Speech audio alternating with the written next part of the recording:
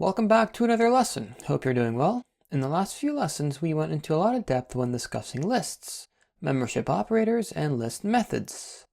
In summary, we discussed that lists are data types for mutable ordered sequences of elements, whereas tuples, just like lists, they are immutable ordered sequences of elements. They are used to store related pieces of information. Keyword related. And that information is enclosed in a parenthesis.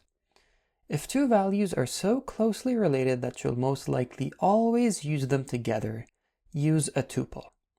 For example, back to Jupyter Notebooks, we will set a variable traits is equal to a tuple such that the person is tall, slim, and blonde.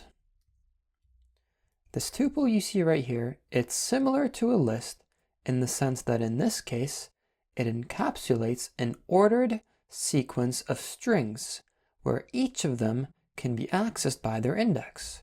For example, you can set height is equal to traits at index 0 and build is equal to traits at index 1. We can go ahead and print height and build. And everything works out accordingly.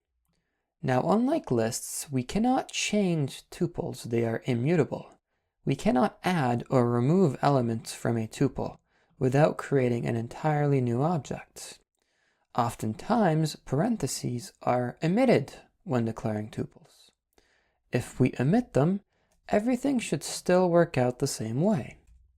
They are completely optional, and it's up to you whether or not you want to keep them, depending on if the parentheses are useful in clarifying the code. One last thing I want to demonstrate before we end this discussion is tuple unpacking. Before doing so, it's important to note that while we were successful in assigning all the elements of a tuple to multiple variables, there is a more compact way of doing it. That is, we could have simply used the comma notation to write height, build, hair is equal to traits. This would respectively assign tall to height, slim to build, and blonde to hair. We can actually shorten this even further if we don't need to use the traits variable directly by setting height, build, and hair equal to tall, slim, and blonde directly, and deleting that. This is called tuple unpacking.